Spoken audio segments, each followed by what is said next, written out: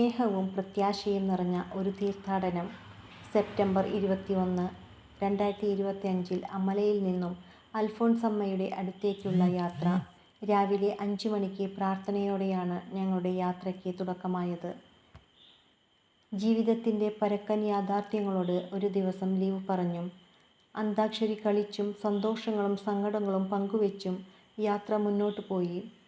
യാത്രയിൽ ഉടനീളം മരിയക്കുട്ടിയുടെ അഭാവം തിങ്ങി നിന്നിരുന്നുവെങ്കിലും റിൻസി ടീച്ചറുടെ മകൻ മനു ഞങ്ങളുടെ സങ്കടം മാറ്റി അന്തരീക്ഷം രസകരമാക്കി. കൂട്ടുകാരി സിമിലിന് നൽകിയ വാക്ക് പാലിച്ച് അവളെയും കൂട്ടിയായിരുന്നു യാത്ര.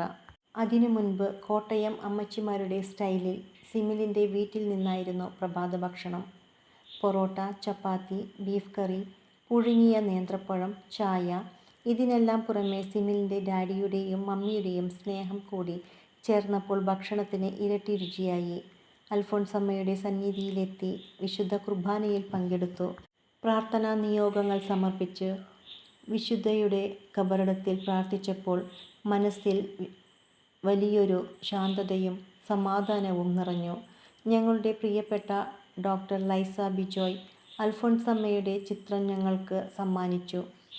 യാത്രയിൽ ഉടനീളം രുചികരമായ വിഭവങ്ങളുടെ ഒരു നീണ്ട നിര തന്നെ ഉണ്ടായിരുന്നു. ജോസേട്ടനും ലാലിച്ചേച്ചിയും വീട്ടിലുണ്ടാക്കിയ കുഴിയപ്പവും ബ്രെഡും ബട്ടറും ജിൻഷയുടെ സ്പെഷ്യൽ കിണ്ണത്തപ്പവും ഈത്തപ്പഴം മിഠായിയും ഒക്കെയായി ആഘോഷമായിരുന്നു. തണുപ്പകറ്റാൻ ഡോക്ടർ തന്ന ചൂടുവെള്ളവും കാപ്പിയും ഓറഞ്ചുമൊക്കെ വലിയ ആശ്വാസമായി. ഞങ്ങളുടെ യോഗ ഗ്രൂപ്പിൽ പലരും ഭിന്നശേഷിക്കാരാണ്. എന്നാൽ പരിമിതികളെ മറികടന്ന് ആത്മവിശ്വാസത്തോടെ മുന്നേറാൻ ഞങ്ങളെ പ്രേരിപ്പിക്കുന്നത് ഞങ്ങളുടെ ലൈസമ്മയാണ്.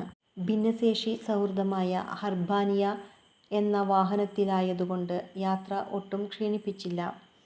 ഉച്ചഭക്ഷണത്തിന് ഡോക്ടർ ലൈസ, റിൻസി ടീച്ചർ, ജിൻഷ എന്നീ 3 അമ്മമാർ ചേർന്ന് ഞങ്ങൾക്ക് കുഴിമന്തി വാങ്ങിത്തന്നു.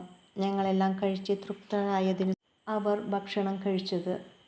അതിനുശേഷം ജോസേട്ടൻ്റെ വക തണുത്ത ഡ്രിങ്ക്സും കുടിച്ച് ഞങ്ങൾ വാഗമണിലേക്ക്.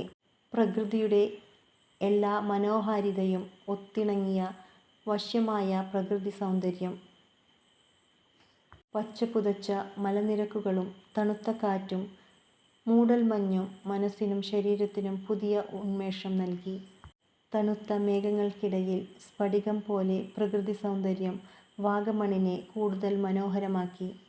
ഓരോ യാത്രകളും ഓരോ അനുഭവങ്ങളാണെന്ന് ഞാൻ തിരിച്ചറിഞ്ഞു. സുഹൃത്തുക്കളായ ജയശ്രീ ചേച്ചിയും ജോബിൻ ജോസഫിനെയും കണ്ടുമുട്ടാൻ കഴിഞ്ഞത് മറ്റൊരു സന്തോഷം. തിരികെ സിമിലിനെ വീട്ടിലാക്കാൻ പോയപ്പോൾ സിമിലിൻ്റെ ഡാഡി വീട്ടിലുണ്ടാക്കിയ മുന്തിരി വൈനും സിമിലിൻ്റെ സ്വന്തം കൈകൊണ്ട് നിർമ്മിച്ച ഒരു കുടയും എനിക്ക് സ്നേഹസമ്മാനമായി നൽകി. റിൻസി ടീച്ചർ ഒരു ചുരിദാർ മെറ്റീരിയലും സമ്മാനിച്ചു. ഈ യാത്ര ഒരു വിനോദയാത്ര മാത്രമായിരുന്നില്ല. പരസ്പരമുള്ള സ്നേഹവും സൗഹൃദവും ആത്മവിശ്വാസവും കൂടുതൽ ശക്തിപ്പെടുത്തിയ മനോഹര അനുഭവമായിരുന്നു. ഭിന്നശേഷി എന്നത് ജീവിതത്തിലെ ഒരു പരിമിതി മാത്രമാണ്. മനസ്സിൽ പ്രത്യാശയും നല്ലൊരു കൂട്ടായ്മയും ഉണ്ടെങ്കിൽ ജീവിതം കൂടുതൽ മനോഹരമാകും എന്ന് ഈ യാത്ര എന്നെ വീണ്ടും ഓർമ്മിപ്പിച്ചു. ഒരു യാത്ര പോകുമ്പോൾ എത്തേണ്ട സ്ഥലമോ ദൂരമോ അല്ല പ്രധാനം. ആ യാത്രയിൽ നമ്മുടെ കൂടെയുള്ളവർ ആ യാത്രയെ ഒരു അനുഭവമാക്കി മാറ്റുന്നതാണ് എന്ന് ഞാൻ തിരിച്ചറിഞ്ഞു. ഞങ്ങളുടെ യോഗ ഗ്രൂപ്പിനും ഈ യാത്ര ഒരുക്കിയ പ്രിയപ്പെട്ട ഡോക്ടർക്കും എൻ്റെ ഹൃദയം നിറഞ്ഞ നന്ദി. ജീവിതത്തിലെ തിരക്കുകൾക്കിടയിൽ മനസ്സിനും ശരീരത്തിനും പുതുജീവൻ നൽകാൻ എല്ലാവരും യാത്രകൾ ചെയ്യൂ. സന്തോഷമായിരിക്കൂ. നന്ദി, നമസ്കാരം. സീമ തോമസ്.